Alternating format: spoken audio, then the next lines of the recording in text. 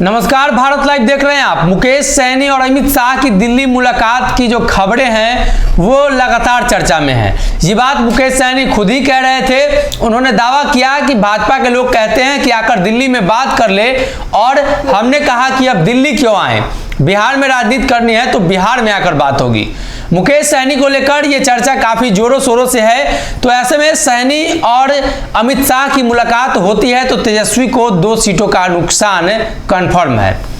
बिहार में 2 सीटों पर उपचुनाव भी होने वाले हैं और बिहार के 2 ऐसे सीट हैं जो कहीं ना कहीं राष्ट्रीय जनता दल जीत सकती है।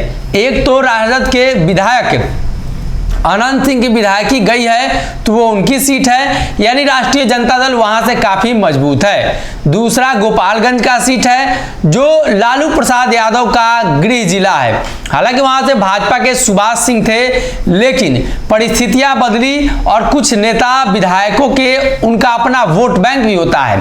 अगर सुभाष सिंह का अपना वोट बैंक वहां काम कर रहा होता है तो अब मानकर चला जाए कि सुभाष सिंह के निधन के बाद वो वोट बैंक नई पार्टी की तलाश में रहेगा, नए गठबंधन की तलाश में रहेगा और नए प्रत्याशी की तलाश में रहेगा। ऐसे में मुकेश सहनी ने अभी तक जहां जहां उपचुनाव लड़ा है अच्छी खासी वोट उन्होंने लाई है।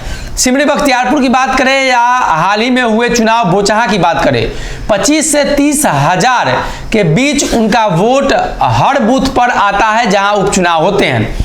तो ऐसे में अमित शाह और मुकेश सहनी की मुलाकात दिल्ली में हो जाती है तो ये तय माना जाए कि दोनों सीट पर तेजस्वी को बड़ा नुकसान होगा।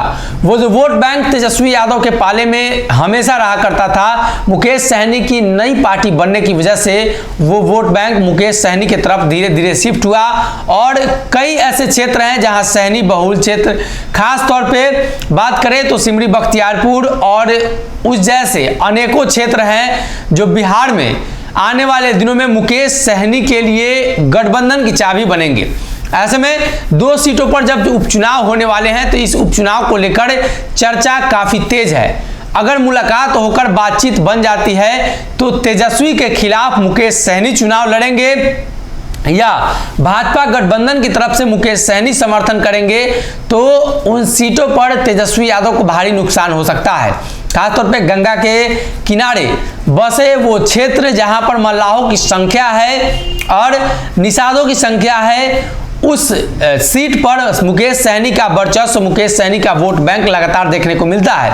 ऐसे में अब दिल्ली में जो चर्चा हो रही है और मुकेश सहनी ने जिस बात का जिक्र किया है वो बातें अब बिहार की सियासी गलियारों में घूमने लगी है। तो इंतजार करना होगा सहनी और अमित शाह की मुलाकात के बाद क्या कुछ फैसला होता है और कैसे बिहार की सियासत को लेकर नए तरीके से सहनी और अमित शाह के बातचीत के बाद गठबंधन का फैसला होता है या तेजस्वी यादव और राष्ट्रीय जनता दल और जनता दल यूनाइटेड ये दोनों साथ में चुनाव लड़ती है तो क्या अनंत सिंह को वहां से टिकट दिया जाता है। चांसेस काफी कम है, लेकिन दोनों सीटों पर तेजस्वी यादव को नीतीश की वजह से नुकसान हो सकता है और उधर मुकेश सहनी की वजह से भी तेजस्वी यादव के वोट बैंक में बड़ी सेंधमारी हो सकती है।